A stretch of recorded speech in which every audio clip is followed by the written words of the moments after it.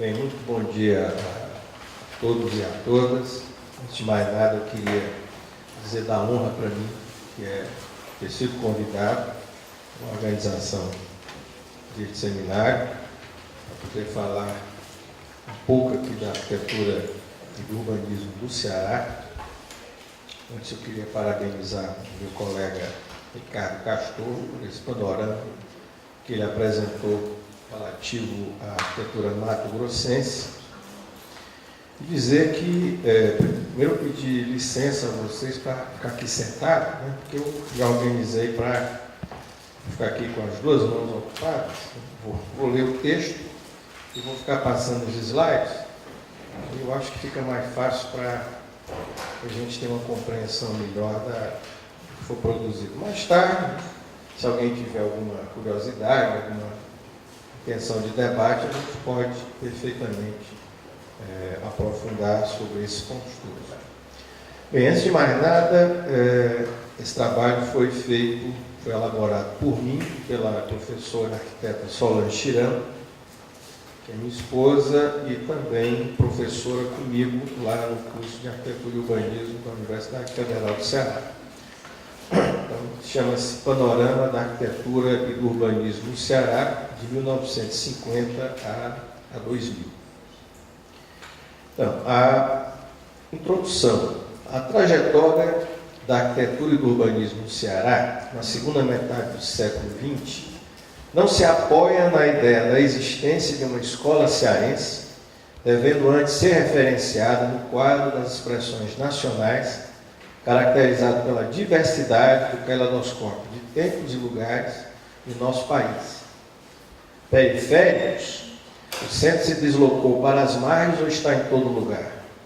Não muito distante do que ocorre em outras plagas, a arquitetura e o urbanismo cearense acompanham o desenvolvimento de manifestações culturais produzidas em outras latitudes, centrais ou periféricas, aqui e alhures, numa árdua tentativa de atualização, muitas vezes em prejuízo de propostas mais criativas, legítimas e autônomas.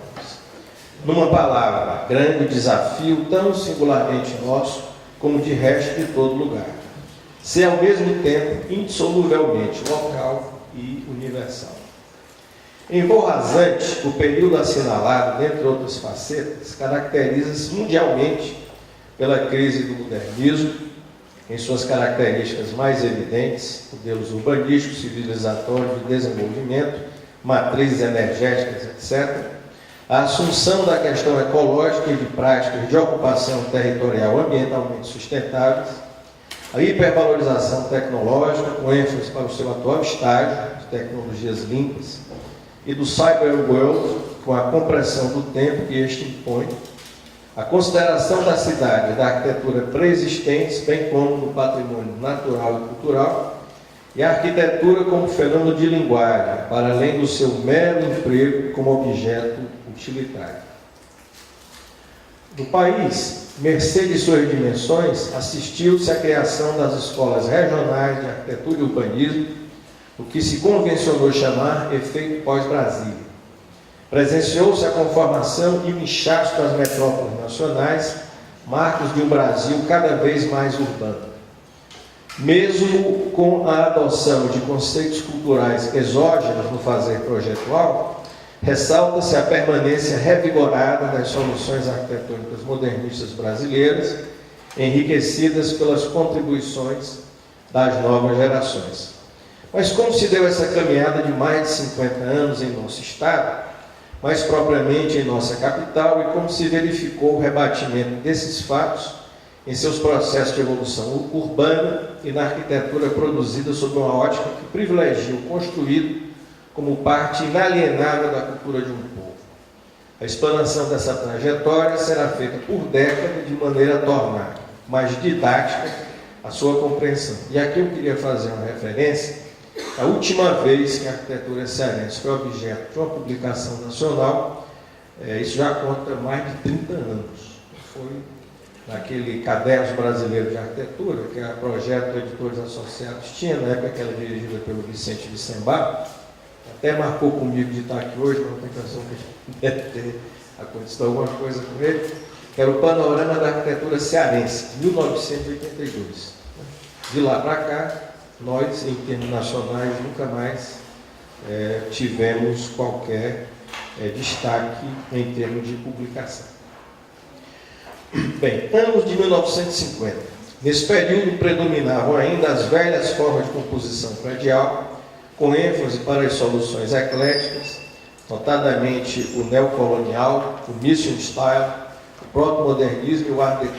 Em meio a algumas interpretações ingênuas do modernismo, assinale-se, entretanto, um fato absolutamente excepcional, um exemplar arquitetônico da Lavra de Oscar Niemeyer, que é a residência Herbert Johnson, datada de 1942, situada no bairro do Meireles, que foi,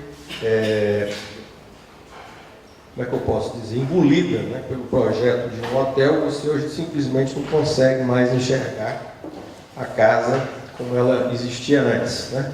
Isso aí são fotos que nem a Fundação Oscar Niemeyer tinha. Isso aí foi uma farra muito grande que a família Johnson programou um dia de sábado lá em Fortaleza, né? E antes que todo mundo ficasse completamente embriagado, resolveram tirar umas fotos da casa e deixar lá no arquivo não sei aonde. Né? Aí um amigo meu, Delberto Ponce de Leão, conseguiu milagrosamente registrar e resgatar essas fotos, são 50 e tantas fotos, né? E nós passamos para o acervo da Fundação Oscar Niemeyer, que não tinha referência desta casa. Né? Os Johnson são aqueles mesmos que lá em Wisconsin fizeram aquela fábrica magnífica do Frank Lloyd Wright, né? E eram acostumados a trabalhar com arquitetos de grande destaque no mundo. E quando vieram ao Brasil para explorar no Ceará a carnaúba, né, que é uma palmeira nativa, que se faz cera, uma cera muito boa, que deu muito dinheiro a muita gente lá no Ceará, até o momento que ela caiu de preço e eles foram embora, eles quiseram se instalar no Ceará com um projeto, uma casa projetada por aquele que para eles era o melhor arquiteto do Brasil, um dos melhores do mundo, que é o Oscar Niemeyer. Então está aí a famosa Casa Johnson, projetada pelo Oscar, uma casa de 3 pavimentos, com uma piscina coberta, e que infelizmente não mereceu do arquiteto que projetou lá o hotel, né, a atenção necessária ao seu destaque como um dos marcos do modernismo, não só lá no Ceará, mas eu acredito que no Brasil. Só um detalhe, me convidaram para fazer uma banca no Federal do Ceará em 2010. A primeira coisa que eu quis fazer era conhecer onde ficava a casa. Eu fiquei hospedado no hotel sem saber. O hotel fiquei uns 2 dias no hotel.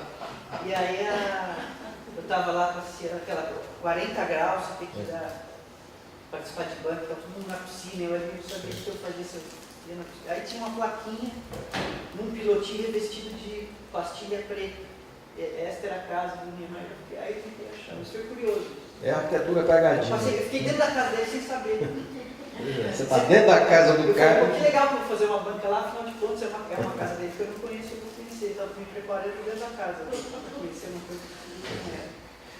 Bem, em contraposição aos engenheiros, desenhistas e práticos que dominavam o mercado de projetos da época, fortemente caracterizado pelas residências unifamiliares, chegam à cidade arquitetos cearenses recém-formados no Rio de Janeiro e em Recife, e é por isso que essa minha fala começa em 1950, que é que nós temos realmente arquitetos formados atuando no Ceará.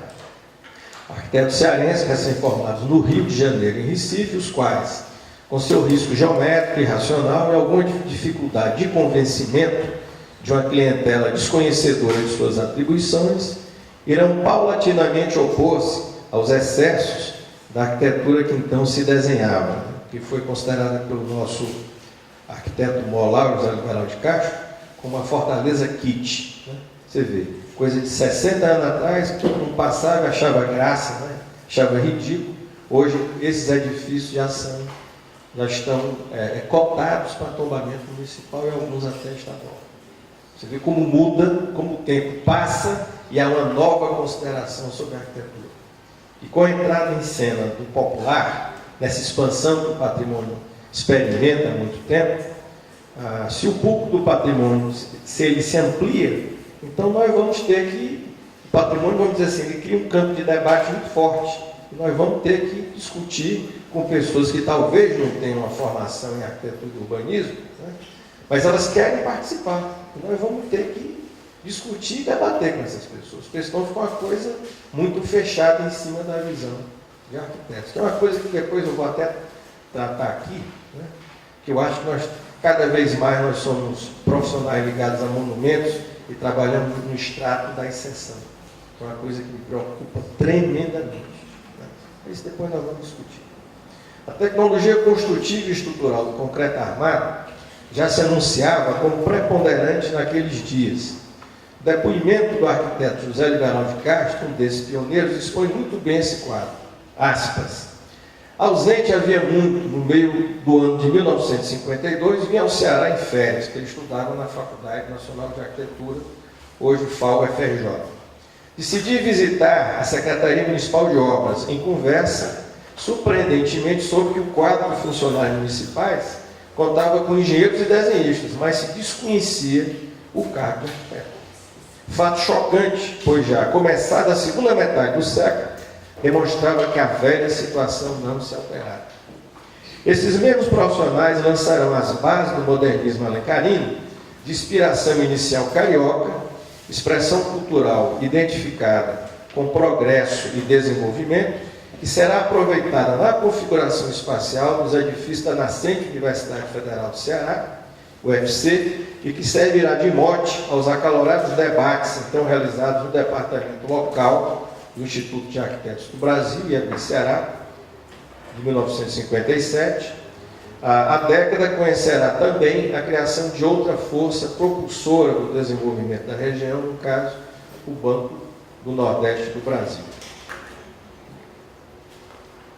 Em meados do século XX, a capital, contando com 270 mil habitantes e já agredida pela proliferação de favelas, decorrente do contínuo aumento do fluxo migratório de populações expulsas da área rural, expande-se desordenadamente ao sabor dos eventos e ao arrepio do planejamento urbano.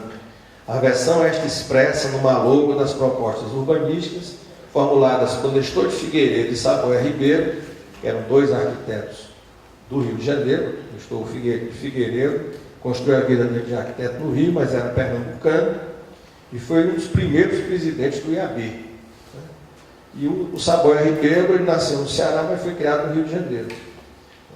Então, as propostas que eles formularam na década de 30 e 40 foram completamente malogradas, né? Foram mal recebidas pelas autoridades municipais, que afirmavam ser Fortaleza uma cidade que não carecia de plano diretores.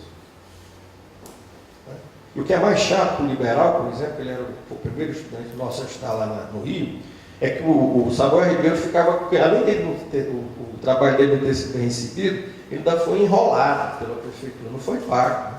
Então o liberal era aluno dele. Todo mundo que encontrava com esse pai, será que não dá uma viagem dessa, você vai fazer lá? Não, você diz lá para a prefeitura para o pessoal não pagar, porque eu estou precisando e tal.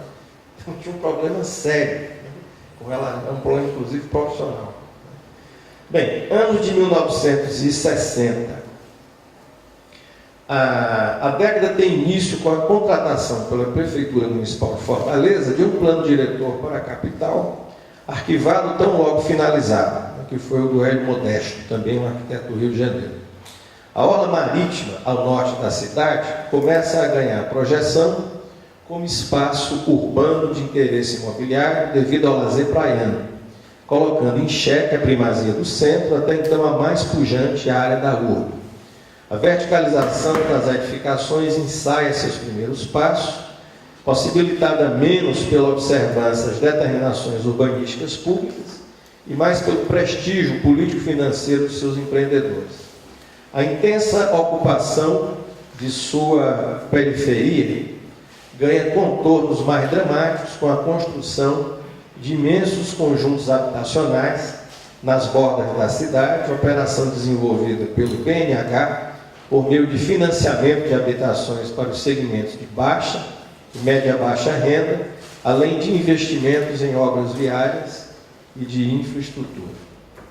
Em 1965 é criada a Escola de Arquitetura e Artes da UFC, cujos professores serão os pioneiros modernistas cearenses.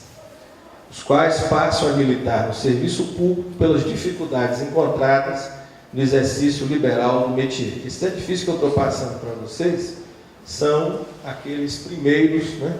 Eu até brinco, esse aí faz parte do nosso Weissenhof, né? São os edifícios dos nossos pioneiros modernistas que são construídos no campus do Benfica. Não sei se o Rodrigo, quando esteve lá, deve ter visto, né? Eu fiz a banca com liberal. Um liberal, né? Então você é muito bem recebido lá. É uma coisa interessante porque, para a universidade, esses edifícios, eles são fantoches.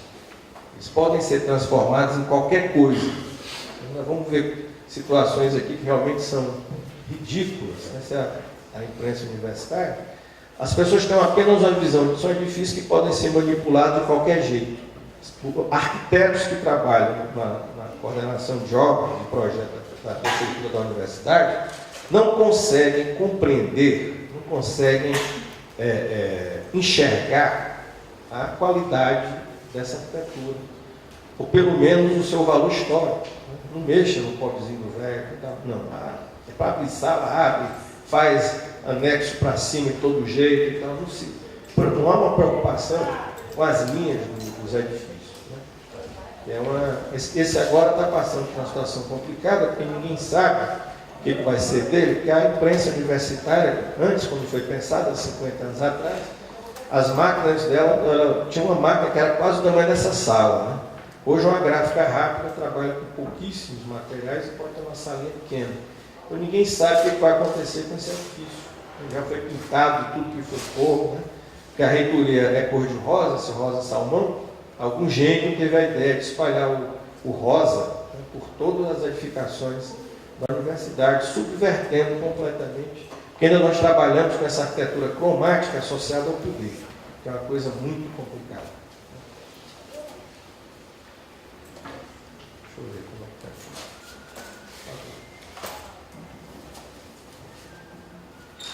está. Esse é o período de afirmação desses profissionais, autores de obras públicas e privadas, ainda hoje marcantes na paisagem cearense, e que se inscrevem na tradição modernista brasileira, com destaque para o conjunto edificado dos campi da UFC, Benfica, Pici e Porangá do Sul, e alguns edifícios residenciais e de escritórios. Você vê que você pega esse prédio antigo, Escola de Engenharia, né, que é projeto de um engenheiro, né, mas muito ligado nos ideais corbusianos da escola carioca, né, que era predominante nessa época, principalmente pela formação dos profissionais desse período, que vinham do Rio e de Pernambuco. Né. Você vê o tipo de apropriação que se fez aqui, ó, quando se constrói um caixote em cima desse edifício, né, acabando com a volumetria do edifício. Então, é uma coisa muito ruim. O projeto da residência unifamiliar constitui-se em pesquisa experimental para o desenvolvimento de outros programas a partir da reelaboração do plano de necessidade da moradia tradicional, da implantação do lote, dos sistemas construtivos e das soluções de conforto ambiental, dentre outros tópicos. É interessante isso porque você vai ter residências, né, que vão ser construídas de costas para a rua. Lá nós temos aquela coisa, do lado da sombra e do lado do sol. Você não vai fazer a casa como está na família do lado do sol, porque você vai matar todo mundo queimado. Né? Eu estava vindo no caminho para cá, dizendo que nós temos lá, vocês aqui, esta época do ano, vocês têm as 4 estações no dia só. Né? Nós temos lá 4 estações bastante bem marcadas, que é seca, quintura, calor e mormaço. Mas lá nós temos uma coisa que é muito boa, que é uma ventilação. Você fica na sombra, está resolvido o problema. É que eu sempre digo, nós não precisamos dessa caraminholagem, não sei quantos quilos de matéria em cima da nossa cabeça. A gente precisa fazer uma arquitetura que seja a mais aberta possível. Porque a abertura dessa arquitetura, a ventilação e a proteção do sol é que vai fazer com que as pessoas se sintam confortáveis. E essa nova casa que os arquitetos vão propor, como terrenos do lado do sol eram sempre vistos como algo que não tinha muito valor imobiliário, foi o que eles fizeram. Eles voltam a casa para o outro lado, ou seja, do lado do vento, do lado da sombra, abre para o quintal e do lado onde tem a rua, você tem o acesso dos serviços, onde você tem a cozinha, onde você pode estender uma roupa e tal, a garagem que dá acesso para o miolo da casa. Então isso é uma verdadeira revolução. Você colocar isso na cabeça do cliente de arquitetura naquele momento, é uma coisa muito difícil. Ele estava acostumado a que as casas eram apenas um rebatimento, que existia de um lado da rua, tinha do lado da outra. Então isso se transforma numa revolução completa do programa residencial. Até hoje é difícil você convencer que dessa forma, do ponto de vista do conforto e da sustentabilidade, é mais interessante. A influência carioca cede paulatinamente espaço à estética brutalista, adotada Brasil afora, a partir da experiência paulista, a qual, aliada às características da nossa arquitetura vernácula, a época objeto de rigorosa pesquisa, constitui o fundamento de um certo brutalismo cearense muito praticado na década seguinte. Essa opção pelo brutalismo, claro, deveu-se às muito boas relações que se estabeleceram com esta escola aqui, desde o início da nossa escola, em que era muito comum, muito frequente, nós recebermos lá em Fortaleza professores aqui da FAO, como professores de lá virem para cá para apresentarem trabalhos, ou então questão de concurso, como aconteceu, por exemplo, com esse que foi realizado em 1969, talvez a primeira Bienal de Arquitetura que teve aqui em São Paulo, um concurso de escolas de arquitetura. A escola tirou o primeiro lugar, foi a do Ceará, com esse projeto aí, um concurso de escolas, na verdade é um pré da escola de arquitetura, dentro de um campus que era candiliano, mas aí você vê a presença do traço artigano, vamos dizer assim, no desenho da escola. Essas aí são 12 placas, que nós guardamos lá na nossa biblioteca. Esse aí é um dos itens mais preciosos do nosso acervo. Na escola, realmente, ela surgiu para o mundo, com um grupo de estudantes, que estavam se formando nessa ocasião, liderados aí pelo Fausto Nilo, que é aquele mesmo lá da música, compositor dos mais famosos do Brasil. Nessa época era um estudante se formando e produziu com seus colegas essa proposta. É um projeto para a sede da faculdade aqui. Mas era uma coisa, vamos dizer assim, era uma idealização do que poderia ser o campus universitário. O campus do PC ele foi feito, como tem sido feito até hoje, de uma maneira completamente fragmentária. Parece uma feira de amostras arquitetônicas. Tem edifício feito de barro prensado, edifício feito de resto de garrafa PET.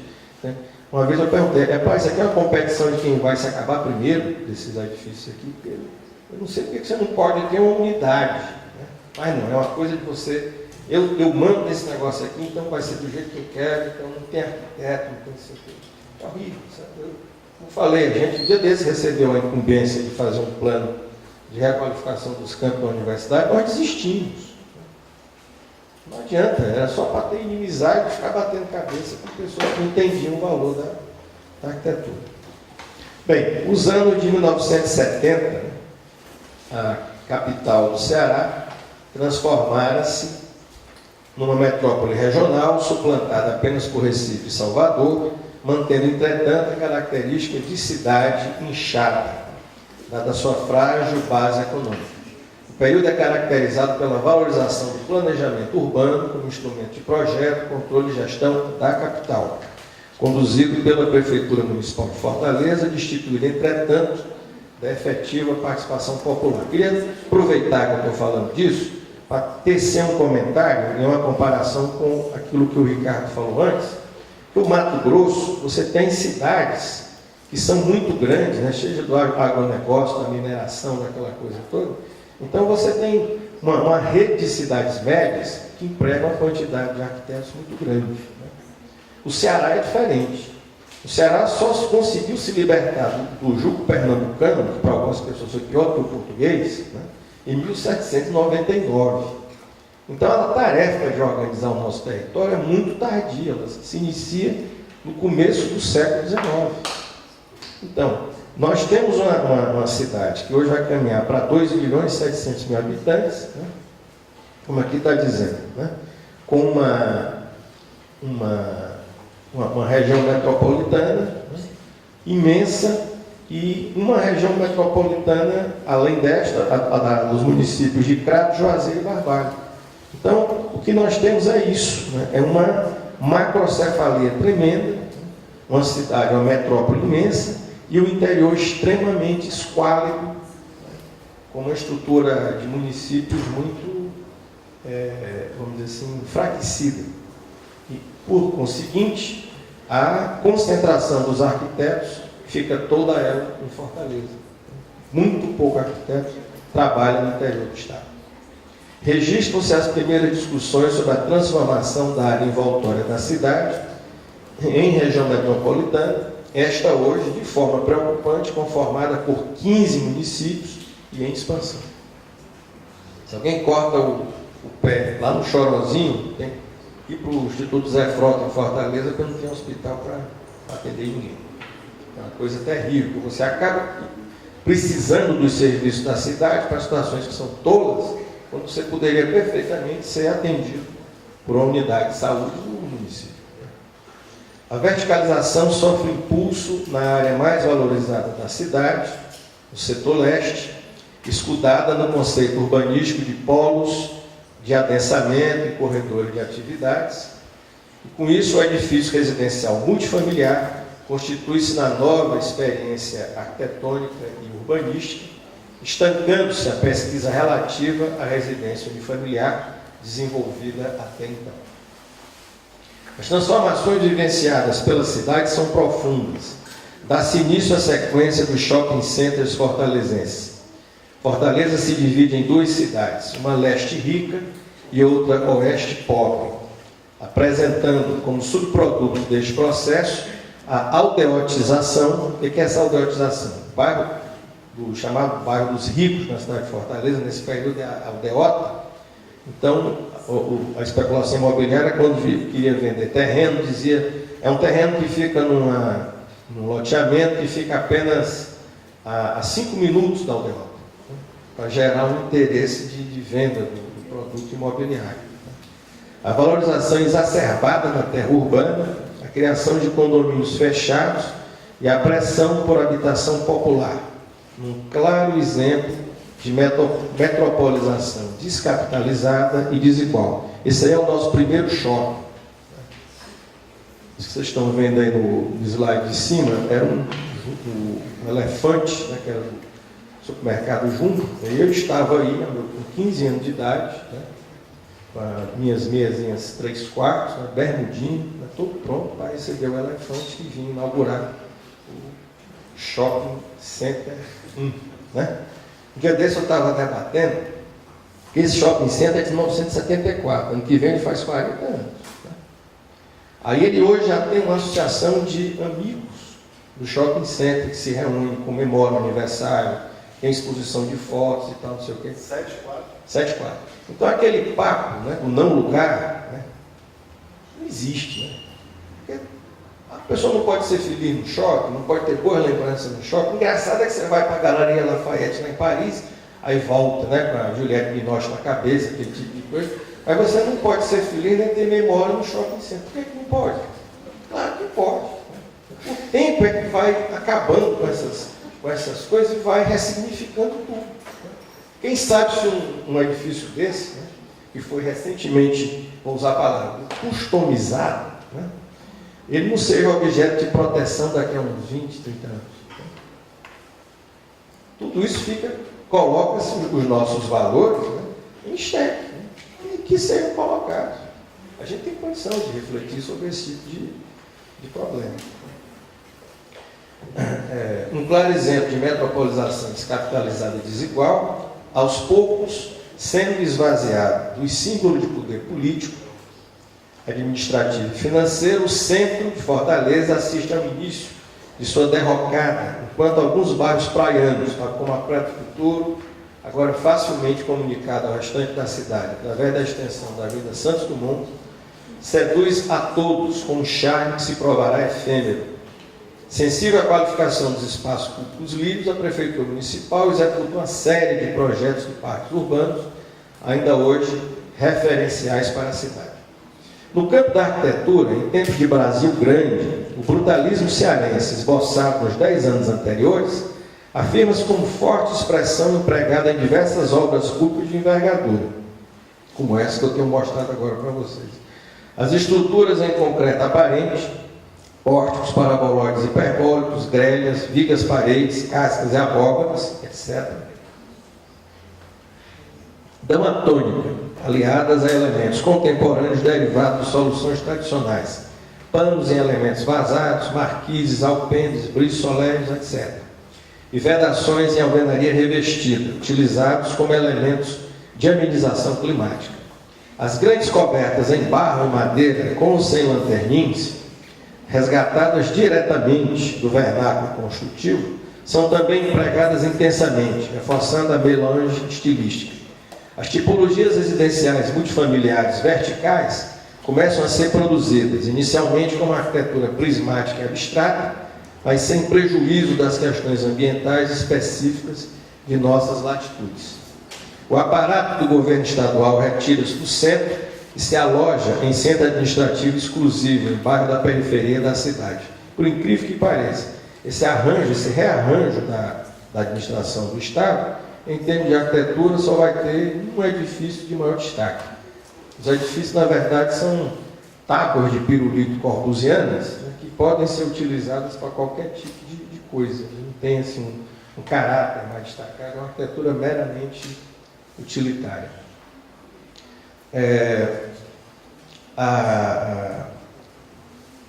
Grandes equipamentos educacionais, os campi da Universidade Estadual de Ceará e da Universidade de Fortaleza, Unifor, e de serviços, centros e convenções, constroem-se ao longo de avenidas e anéis viários, denunciando a polinucleação da cidade, visível com mais nitidez na década seguinte.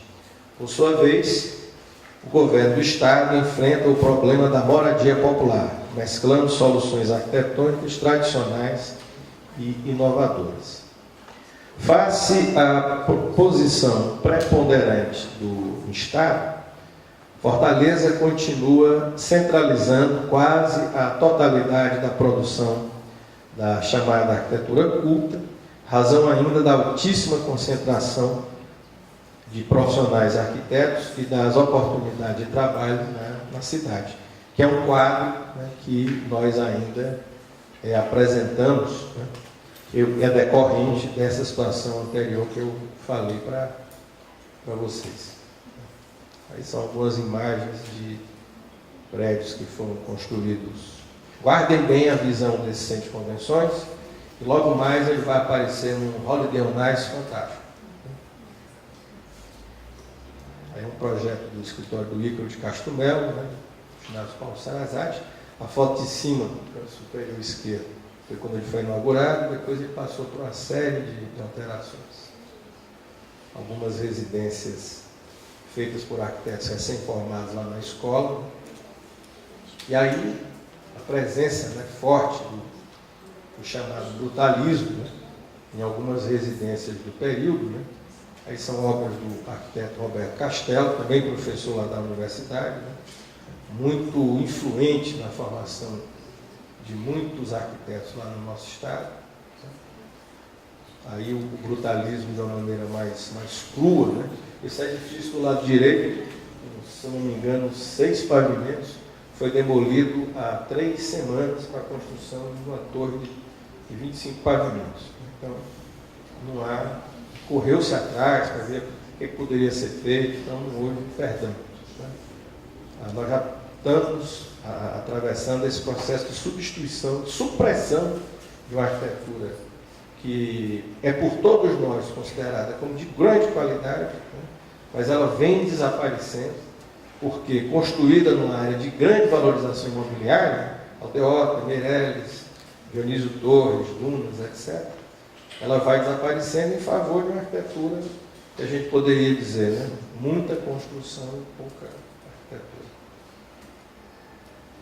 Tem também mais um item do brutalismo, mais uma casa do Roberto. Essa casa também, acho que ela durou 15 anos só.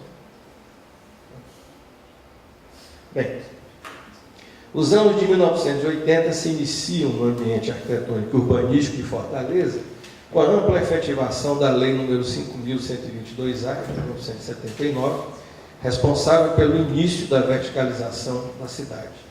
Em vez dos atarracados prédios habitacionais e de escritórios do centro, tem-se agora os protótipos das torres residenciais e empresariais, contando-se ainda com os confortos e a sofisticação de novas técnicas construtivas e de novos equipamentos e sistemas.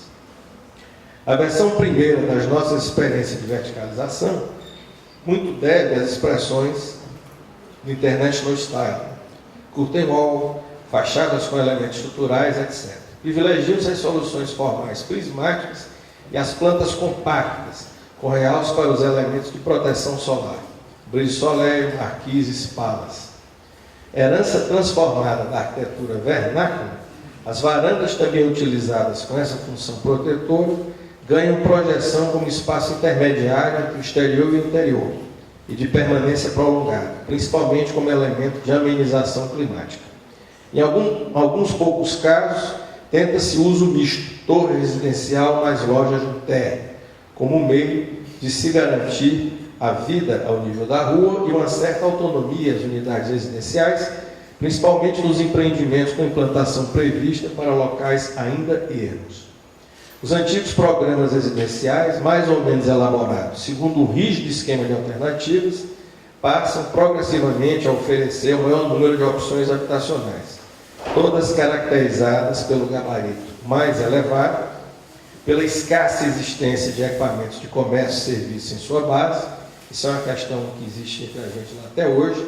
Você fazer um edifício de apartamentos, um condomínio, uma torre residencial, e você propor, no caso de um arquiteto bem intencionado, nós vamos fazer esse pavimento, ou 2 pavimentos aqui de serviço, de comércio e tal, sem chocar a sala. A característica do bairro, reduto dos segmentos sociais mais abonados da cidade. A nascente fortaleza vertical corresponderá também, nesse período, outro de emergente perfil consumidor, marcado pela inauguração de grandes centros de compras. Além da ação governamental, no espaço da cidade deve ser destacado, desde a década de 1980, os investimentos da iniciativa privada, os shopping centers, os supermercados, as grandes prestadoras de serviços, os centros empresariais, as torres residenciais e os condomínios fechados, que proliferam na cidade com pequena ação reguladora da qualidade do espaço urbano. A arquitetura bancária, então uma das correntes mais destacadas da produção brasileira, deixava suas marcas na cidade com os projetos arrojados, espacial e estruturalmente, tais como as sedes da Direção-Geral do Banco do Nordeste do Brasil, no centro, e do Centro Administrativo Presidente Getúlio Vargas, do BNB, no bairro do Passaré, confirmando a tendência da localização dos novos equipamentos públicos na Zona Leste e a decisão de abandono da área central. Esse caminho também será trilhado pelos grandes grupos empresariais privados e as instituições patronais, que construirão suas sedes na Aldeota. A fortaleza turística, ainda engatinhando, constrói-se inicialmente sob o signo da valorização do meio ambiente, parques públicos e a nova Avenida Beira-Mar, e se delineia nos entrechoques entre a administração popular e o governo das mudanças. A administração popular, por volta de 1985, quando Fortaleza foi gerida pela professora Maria Luísa Fontinelli, e o governo das mudanças a partir de 1986, quando era governador do Estado, o atual senador, olha, não é mais senador, né, o Tasso Gereissati. Então havia um embate diário entre duas concepções completamente de administração pública. Né? A cidade sofreu muito com esse tipo de pendenga. O patrimônio edificado tem seu ponto alto no polêmico restauro do Teatro José de Alencar, em que se protegeu a cávea da Casa de Espetáculos, no Teatro Jardim, com a redoma de vidro climatizado. A consagração da Aldeota, do Meireles e da Água Fria como bairros elegantes é acompanhada pela polinucleação da cidade e da conformação precária de sua porção oeste, ocupada mais e mais irregularmente por contingentes populacionais miseráveis e desassistidos. De quem é o restauro do Estado de Solé e Castro, parceiro. Neste espaço, Fortaleza vai se desenhando cada vez mais como metrópole e centro regional extremamente desigual. Bem, anos de 1990. Nessa década, todos os processos anteriormente analisados irão rapidamente se intensificar no rastro da turistificação e da polarização de Fortaleza como influente centro regional. É quando a cidade ganha o seu panorama construído mais característico. O skyline da Avenida Beira-Mar, autêntica polifonia de linguagens arquitetônicas, talvez o mais expressivo portfólio da nossa arquitetura e a confirmação da pujança do setor turístico e imobiliário local. Vale dizer que essa verdadeira corrida do ouro especulativa só se tornou possível com a implementação de uma nova legislação municipal de uso e ocupação do solo, que foi o PDD-UFOR 1992, o Plano Diretor de Desenvolvimento Urbano de Fortaleza, responsável pela ampliação do gabarito das edificações em certas categorias de uso. Quando Fortaleza passa a ter, em vez de 12 pavimentos, em áreas de forte especulação imobiliária, ela passa a ter 23 pavimentos. Isso significa praticamente o dobro do que se poderia construir até então. Então, com isso, você define que áreas serão valorizadas imobiliariamente, né, e outras áreas não serão, né, vendo-se aí o plano diretor como um pacto, né, entre categorias sociais diferentes e desiguais. As manifestações arquitetônicas vão adotar paulatinamente estilemas do pós-modernismo, já presente na América Latina e no Brasil à época e amplamente divulgado pelas publicações internacionais.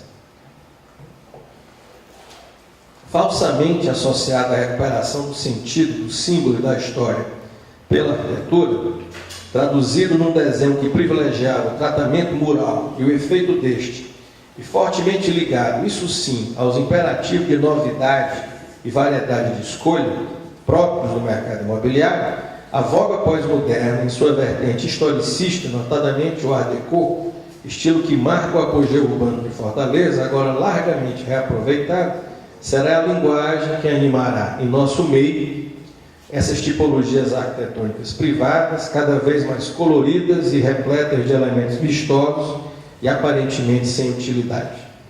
No mesmo diapasão, qualificam-se os espaços e equipamentos públicos para atender às expectativas dos habitantes e dos visitantes que demandam a cidade, de que são exemplos a Praça do Ferreira, o Centro da Agão do Mar, de Arte e Cultura, a Ponte dos Ingleses e o Mercado São Sebastião, com sua arquitetura a la tendenza. O Instituto José Frota, releitura brutalista encravada no centro, o Aeroporto Internacional Pinto Martins, em que se buscou aliar a malha das estruturas espaciais em alumínio, as referências ao artesanato local, o Mercado Central, situado caprichosamente entre o Riacho Pajeú e a Fortaleza de Nossa Senhora da Assunção, o conjunto formado pelas novas instalações da Universidade de Fortaleza Unifor e o Fórum Clóvis Bevilacqua, reforçando o polo de adensamento do bairro da Água Fria e o corredor de atividades da Avenida Washington Soares, e, mesmo não estando propriamente situado em Fortaleza, o Parque Aquático Beach Park, que com sua arquitetura temática acabou se transformando em um dos maiores centros de lazer e turismo do país, ordenando nessa pauta um espaço praiano à sua volta e influenciando formal e programaticamente os equipamentos de mesma natureza construídos posteriormente no litoral cearense. São implantados, principalmente na zona leste da cidade, grandes equipamentos privados, tais como os centros comerciais, os centros educacionais, colégios e faculdades, com fisionomias e espaços cada vez mais assemelhados. A forte influência das modas arquitetônicas internacionais, onipresentes nas mídias, constitui-se em obstáculo ao florescimento de uma expressão original local, fato que, sabes, não era nem é privilégio nosso. A arquitetura de interiores torna-se um nicho de mercado promissor numa cidade em que poucos escritórios respondem à demanda por uma grande quantidade de projetos arquitetônicos e urbanísticos de considerável complexidade. A cidade polonucleada da década anterior transforma-se pouco a pouco em uma metrópole rizomática, repleta de novas centralidades, dotada de capilaridade intensa e pulsante. Agora, em vez do binômio cidade leste rica, cidade oeste pobre, tem-se um arranjo urbanístico caracterizado por enclaves das duas naturezas enraizados em choque constante, construídos sem referência quanto à legislação municipal de uso e ocupação do solo e geradores de uma maior separação entre os âmbitos público e privado. Segundo cálculos da Secretaria Municipal de Planejamento, 85% que se constrói na cidade de Fortaleza não conta com a participação do arquiteto ou é flagrantemente ilegal. Então, eu tenho meu irmão também arquiteto, ele diz uma coisa engraçada: você não queria ser a Zaha Hadid, nem o Norman Foster, eu queria ser só o arquiteto do Montese, que é um bairro, talvez o bairro mais denso da cidade de Fortaleza, com grandes oportunidades de projeto, né? Mas que se faz de qualquer jeito. Né? E como é que ficamos nós no CAL nessa situação? Vamos soltar o nosso drone para ficar? Né? Porque se for assim, nós vamos prender todo mundo. Né? Vai ser igual o alienista do Machado de Assis, que no fim acaba se prendendo a si próprio, né? Porque não sobrou mais ninguém na cidade, todo mundo era louco. Né? Como é que ficamos nessa situação? Então, são questões que a gente precisa refletir também.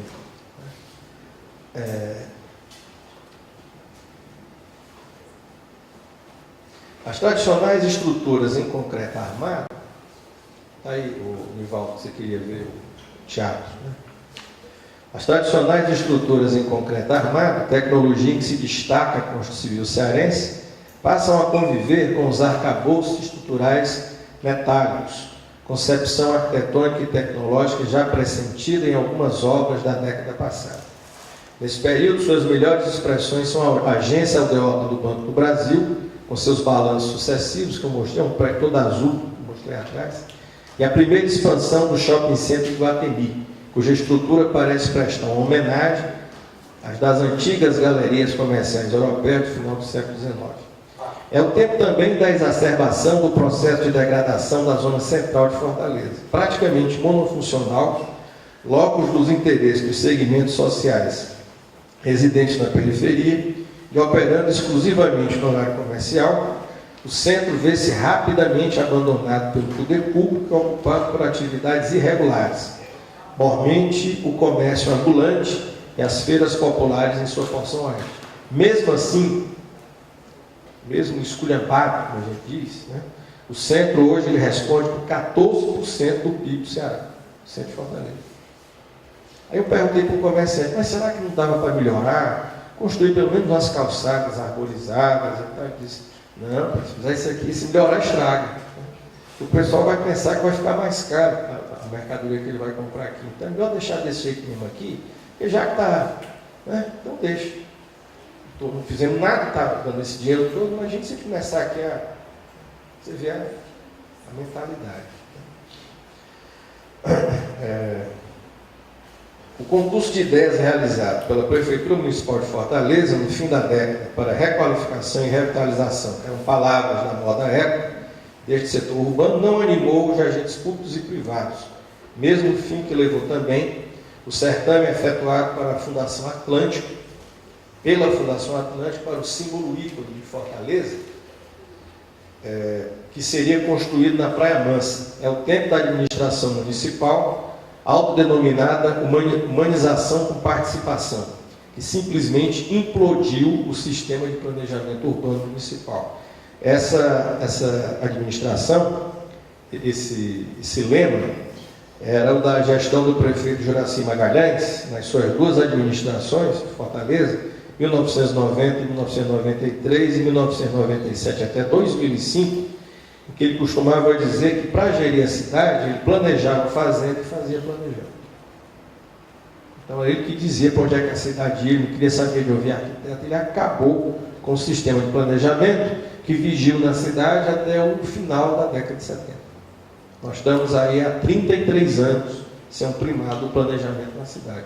O que nós temos são obras isoladas que não guardam qualquer relação entre si. Né? Esse urbanismo de pedra de água, pedra jogada na água, né? Tem aquelas ondas ali, você não tem uma relação de proximidade, né? Ou de propósito entre as diversas intervenções. No final da década, as tipologias residenciais são oferecidas em maior variedade, registrando-se o ressurgimento do interesse pela residência unifamiliar e a procura pelos condomínios fechados.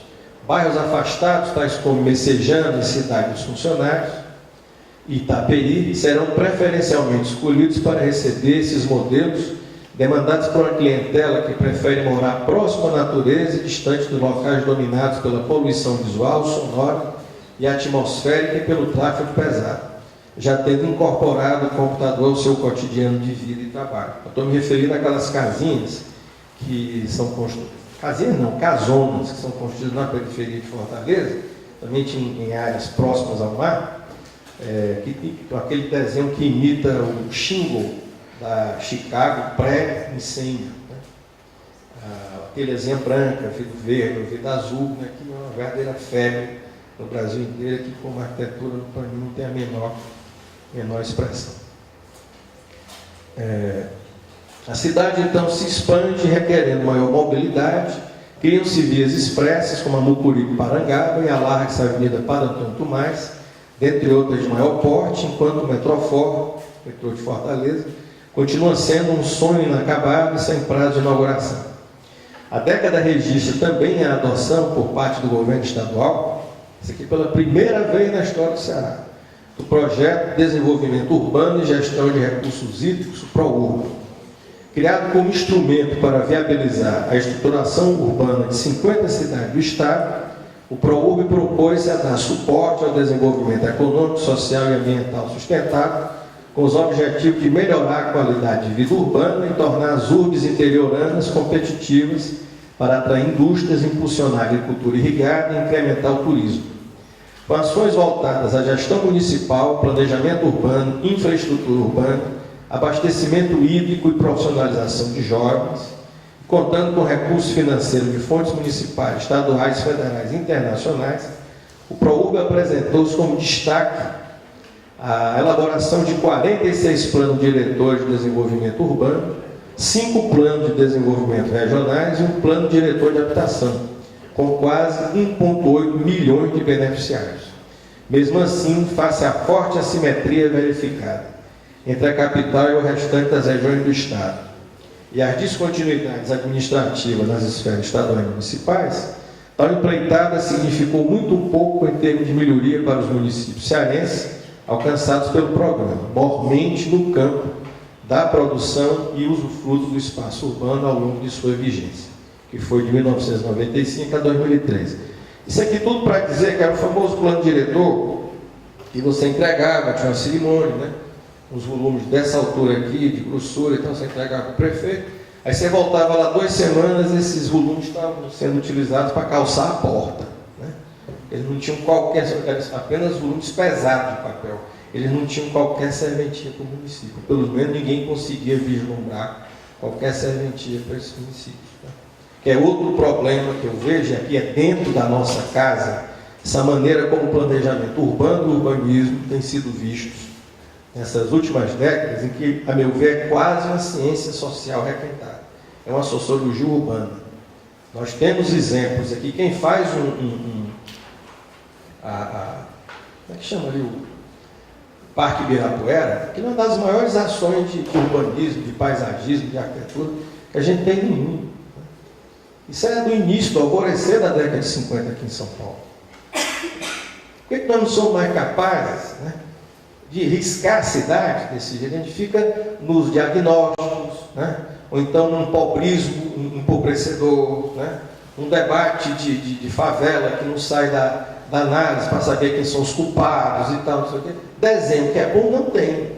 Ou então se utiliza sempre aquele negócio da participação popular, muito mais para impedir a participação dos arquitetos, ou então para substituir, como aconteceu em Fortaleza algumas vezes, substituir o arquiteto na produção do espaço. O que é mais triste é os arquitetos propondo esse tipo de comportamento. Que, para meu ver, é gravíssimo. Mas isso é um problema que é gerado dentro das escolas de arquitetura. Que também é uma questão que a gente precisa discutir muito. Anos de 2000. A capital, qual esfinge, interroga em sua trajetória observadores e agentes. Decifra-me ou devora-te. Essa capital, né, ela possui hoje uma população de aproximadamente 2.700.000 habitantes, tem uma área de 313 km², densidade de 7.815,7 pessoas, o que a faz a urbe mais densa do país. Fortaleza é a cidade mais densa do país. Aldeota e Pirambu são os dois bairros mais densos. É a quinta cidade mais desigual do mundo, atrás apenas de Buffalo City, Johannesburg, Ekurhuleni, na África do Sul, e Goiânia, né? Com aproximadamente 1/3 da sua população composta por favelados. Cerca de 7% de seus moradores com maior nível de renda apropria-se de 26% da sua renda pessoal total. Isso é um relatório da ONU, elaborado em 2011, né? E isso explica, de certa forma, a apropriação ou a não apropriação da arquitetura pela cidade. Com a quantidade de habitantes caminhando para os 3 milhões, quinta maior cidade do Brasil, a maior do semiárido do mundo, Fortaleza exibe os problemas típicos de uma metrópole do seu tamanho e extração. É a capital de um estado destituído de uma rede de cidades médias, aumentou seu poder de atração de contingentes populacionais pobres interioranos, o que tornou mais intenso o êxodo rural. Nono maior PIB do país é certamente onde o apartheid socioeconômico brasileiro se apresenta de forma mais evidente, com a mais desigual e injusta taxa de distribuição de renda do país, e detém preocupantes e intensos processos de espraiamento e ocupação de sua periferia em marcha, com todas as mazelas sociais associadas a estas palavras. A produção residencial multifamiliar, já valorizada nacionalmente como principal item da arquitetura cearense, dá voos mais altos em busca de uma maior diferenciação e destaque, descartando aos poucos a roupagem pós-moderna historicista. Conforme referido, permanece a inspiração em expressões arquitetônicas exógenas para revestir essa nova arquitetura, a exemplo de volumetrias inusitadas e de efeito espetacular, realçadas pelos engenhos luminotécnicos no esforço de atualização e de legitimação. Busca-se também a autossuficiência habitacional, dotando-se os edifícios de uma série de equipamentos e serviços sofisticados e de um incremento considerável no aparato de controle e segurança, aumentando ainda mais a separação entre a casa e a rua. As questões relacionadas à proteção ambiental e à conservação energética passam a ganhar destaque com a utilização de sistemas alternativos de produção de energia e reuso de água, dentre outros. Os lançamentos de condomínios privados e torres residenciais em Fortaleza impressionam pelo grande número, acontecendo muitas vezes diariamente, o que diz do poderio econômico-financeiro do seu setor imobiliário. A década vê-se marcada pelo surgimento de um interesse crescente, a preocupação com a preservação do patrimônio cultural, notadamente o edificado. São executados vários trabalhos de restauro e adaptação, com destaque para o Paço Municipal de Fortaleza e o Palácio da Abolição, ações que contribuem para colocar a preservação no mesmo patamar de importância das demais funções citadinas. Entretanto, nessa área, além dos tombamentos dos sítios históricos cearenses, realizados pelo IPHAN, são as experiências de preservação urbana realizadas em Sobral, pela Prefeitura Municipal e seus parceiros, os exemplos de maior realce. Se o projeto do Centro Multifuncional de Feiras e Eventos sobrou, vingaram os do novo Centro de Eventos e do Aquário de Fortaleza, este em construção. Eu vou passar rapidamente aqui, porque talvez seja a etapa que mais slides tem. A Arena Castelão recebeu Paul McCartney e Beyoncé e sediará os Jogos da Copa do Mundo 2014 a serem realizados na capital. Esse slide aí é da nova beira-mar da cidade de Fortaleza. São praticamente 3 quilômetros de projetos, né, que foi um concurso realizado pelo IAB, né, e que está em processo de implantação. O fracasso da revisão do PDD-UFOR e da regulamentação do plano diretor participativo é também o do resgate do sistema de planejamento municipal, sem que se vislumbre uma alternativa de modelo de desenvolvimento urbano, democrático e participativo, mais voltado aos interesses comuns e realizado sem prejuízo do ambiente natural e cultural. Quanto ao campo profissional, o período assinala a ampliação do número de cursos de arquitetura e urbanismo no Estado. Nós hoje vamos caminhando para 8 cursos de arquitetura. Tem um curso lá que tem 1.537 alunos. Nós só temos hoje por volta de 280 alunos. Então, o nosso curso é mais tradicional. Mas já tem curso com esse volume todo de estudantes de arquitetura. Ninguém sabe o que vai acontecer quando esse pessoal sair pela porta. A intensificação da atividade turística em escala internacional tomou conta da cidade, criando um desconcertante cenário. Os shoppings e equipamentos de serviço luxuosos na Aldeota e no Meireles e os supercondomínios na beira-mar contrastam com o inferninho a céu aberto que se transformou a Praia de Iracema. O seu turno, o Cuca Barra do Ceará, constitui-se uma tentativa louvável de desconcentração de equipamentos públicos com qualidade arquitetônica, preferencialmente localizados na Zona Leste de Fortaleza, iniciativa esta ainda solitária na cidade. Não estranho, isso aí é o nosso novo aquário que está em obra. Não é uma baleia apodrecendo na beira da praia. Nós também temos esse tipo de coisa lá. Está sendo construído. É um projeto extremamente misterioso. Você pergunta, que material é esse, né? Essas brotoejas que tem no cucuruto deste animal, desse mamífero marinho, cetáceo, né? Como é que é feito isso? Baixou o Peter Cook do Arquigrana? Né? Ninguém sabe. Né? Como é que isso vai ser construído? Como é que vai ser a manutenção disso? É a pergunta principal, precisamos disso? É um arquiteto local? Que foi escolhido pelo sonatório de especialidade. Ele nunca tinha projetado nada como isso. Nada, absolutamente nada. Complicado. As demandas com relação à habitação popular, imensas e urgentes, agora são acompanhadas de interesses outros, e não somente os sociais. Nesse caso, a população se revoltou contra o pai fez uma manifestação. Até hoje, esse projeto é um dos mais odiados, né? Aliás, todos os projetos recentes que o governador Cid Gomes tem proposto para a cidade de Fortaleza contam com, é uma expressão nossa, contam com o abuso declarado dos fortalezenses, que simplesmente ele não aceita. Né? É um embevecimento assim, né? Uma coisa que ninguém pode explicar, que não escuta ninguém, não ouve ninguém, e tem aquele grupo que dá diálogos, né? Que lhe dá suporte e faz tudo o que ele pretende fazer. A gente tem tentado conversar, o IAB tem tentado dialogar, mas é muito difícil. Ele acha que a modernidade chega a você estacionando um cetáceo apodrecido na beira da praia. Diversas áreas de Fortaleza, com seus problemas potenciais e perspectivas, continuam desafiando o poder dos dirigentes públicos e privados e a imaginação dos arquitetos urbanistas, tais como o Centro, a Aula Marítima, os rios Cocó e Ceará, e o sistema de lagoa da cidade, dentre outros. Os engarrafamentos diários reclamam um investimento concentrado no transporte público de qualidade.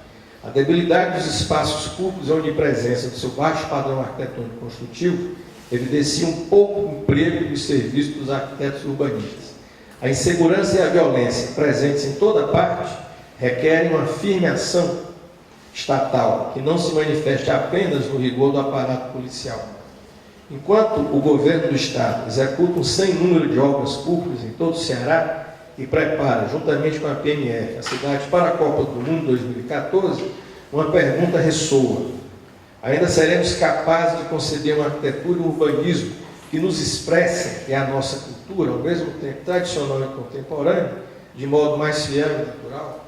Esse é um conjunto habitacional com mais de 60 mil unidades. Você multiplica isso por 5, são 300 mil pessoas. É um absurdo. Isso.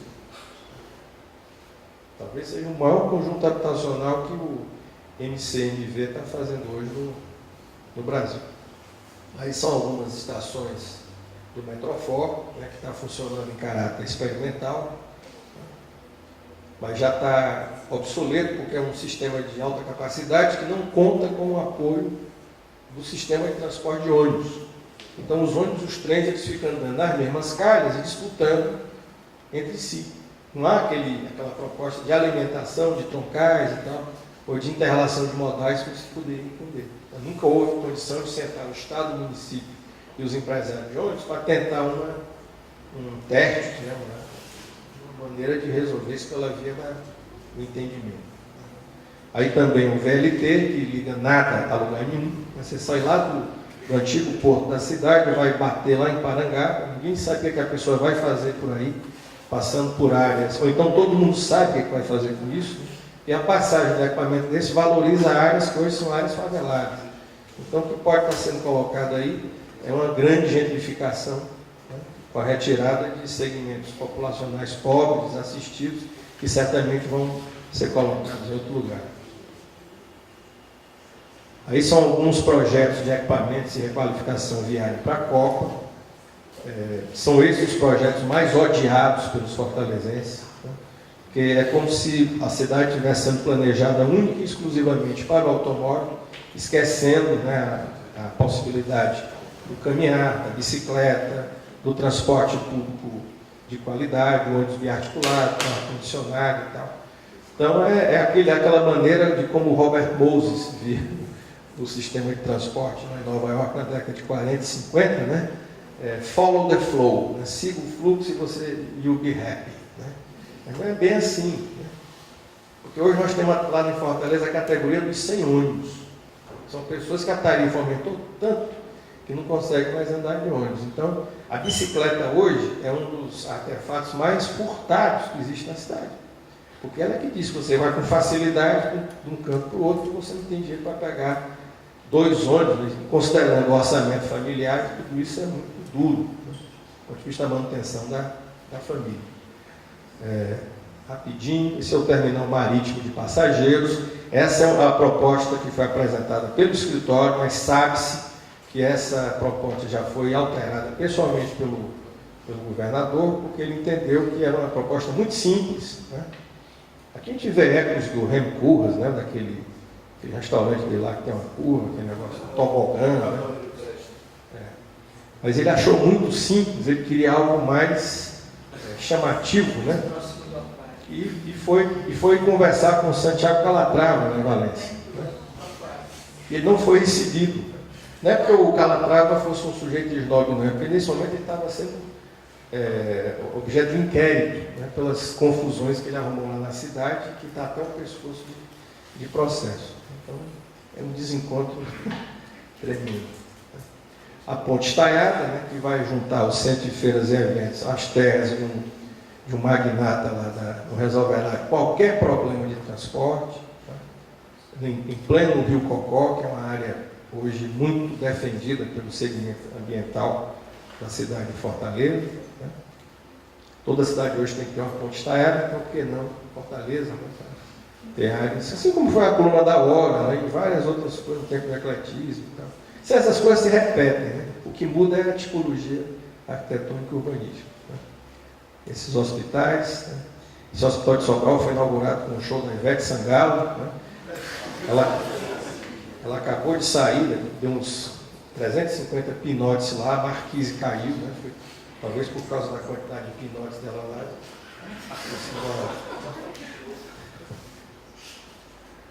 O Hospital da Mulher, né, que está numa área de grande investimento público e privado da cidade, né, no bairro da Parangaba. Esse bairro tem 2 mega shoppings, agora tem esse hospital. Né. Tudo isso assula, né, a vontade da especulação imobiliária de construir os seus apartamentinhos lá, seus edifícios de habitação, pela presença desse tipo de equipamentos. Né. qualquer semelhança com a arquitetura do Lelé é mera coincidência, né? Ele deu uma consultoria para a elaboração desse projeto.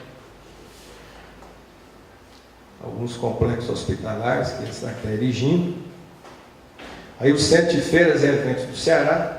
Essas fotografias de cima são a proposta original, que os arquitetos propuseram que o edifício fosse uma falésia, né, desenhada com painéis metálicos e tal, né, colocados por GPS, né, para dar aquela ideia de uma certa superfície reversa, mas o que acabou sendo construído é isso aí que vocês estão vendo, né, que recebeu da população da cidade o carinhoso nome de Marronzão. Exatamente, aí hoje nós vamos fazer o nosso Congresso Brasileiro de Arquitetos, vai estar fazendo um comercial, né? No ano que vem, 2014, vai ser uma grande satisfação recebê-los lá, aí no Big Brown. Também temos, né? Lembra daquele centro de convenções que eu falei para vocês? Ele está debaixo desse lençol feérico aí, né? É o novo centro de convenções da Unifor. Esse arquiteto é o mesmo que projetou o aquário, né? Eu queria saber como é que ele vai resolver essa quantidade de vincos, né? De rincões, de espigões, onde é que essa água vai e tal. O Ceará, o pessoal acha que não chove, mas chove, né? Chove, tem umas épocas lá que chove muito, né? Como é que outra coisa, você colocar um lençol de vidro sobre a sua cabeça, como é que você vai manter isso do ponto de vista da sustentabilidade? Quanto é que custa isso em termos de energia?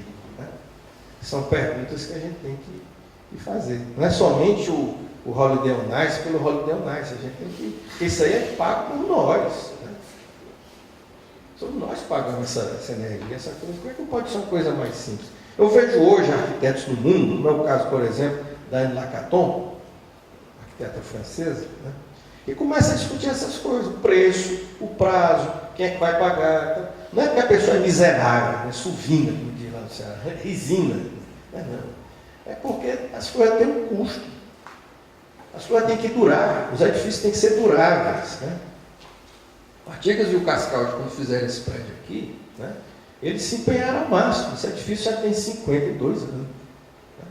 E passa agora por um processo de restauro, porque tem horas que o edifício realmente se esgota, mas ele durou bravamente durante esse tempo todo. E pense no edifício utilizado como esse aqui. Vocês que vivem o cotidiano desse edifício, é que sabem. Não precisa vir ninguém de fora para dizer isso para vocês. Né?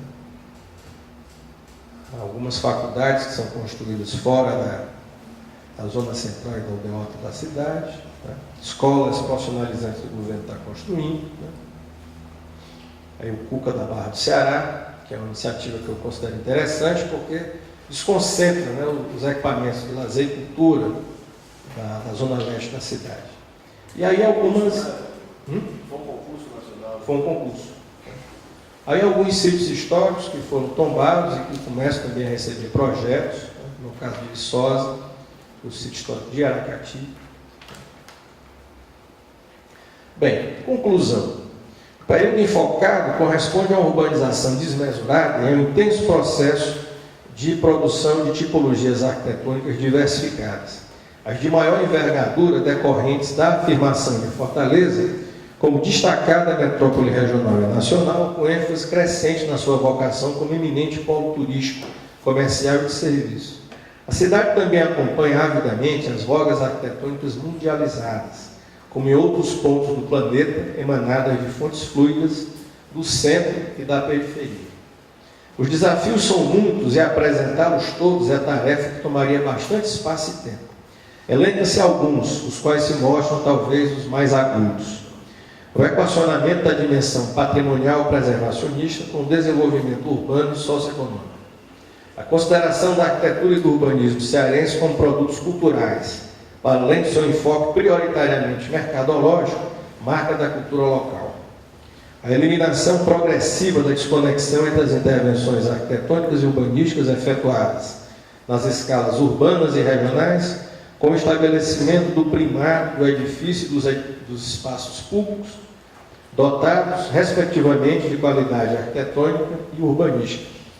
A criação de condições para o profissional arquiteto e urbanista ter os seus serviços mais demandados, principalmente por quem deles mais precisa, ampliando-se o alcance social da profissão. O arquiteto menos como um construtor de monumentos e mais como um profissional ligado ao cotidiano da produção do espaço urbano em todas as suas escalas. Numa palavra, repetindo Roberto Segre, o arquiteto como um dentista de bairro. Teremos essa humildade? Né? Quando a gente fala agora dos médicos urbanos, né?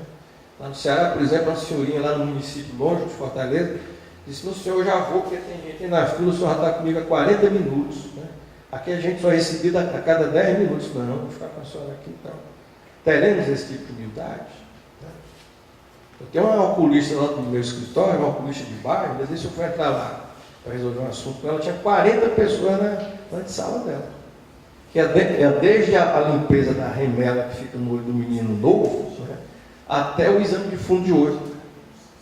Faz tudo. Né? Eu fico me perguntando se nós estamos preparados ou temos interesse em fazer esse tipo de trabalho. Eu acho que era bom que a gente tivesse esse tipo de interesse. A mitigação da tibieza de reflexão sistemática e divulgação da nossa produção arquitetônica e urbanística.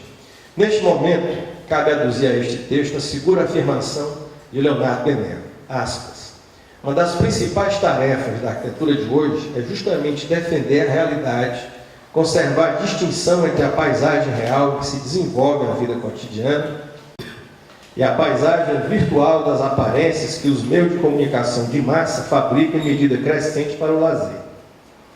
A ilusão faz parte do repertório arquitetônico desde sempre, mas em uma reconhecida relação de subordinação com a realidade." Fecha aspas. Defender, eu diria até mais, transformar a realidade, olhar para as entranhas de maneira ainda a encontrar algo da seiva que nos distingue inelutavelmente, assim como ocorre em qualquer outro pedaço deste Brasil continental, atualizando agora e sempre as palavras da pergunta de Paul Ricoeur, já antiga e ainda ressoar: como modernizar-se e retornar às fontes? Sabemos que a tradição alimentou a afirmação da arquitetura moderna mundo afora. Entretanto, sabemos também que não existe identidade ou tradição fixas. São permanentemente reconstruídas de acordo com os interesses do presente. No momento em que já se envelopam edifícios doentes ou ainda pujantes, abertos ao vento e à luz, há de se perguntar, parafraseando a poeta: em que espelho devemos procurar a nossa face? Por fim, nesta semiárida seara, duas perguntas teimam em não calar. Ceará, covardes, que te aguarda no final desta tua rodagem? Fortaleza, meu bem, você está grávida?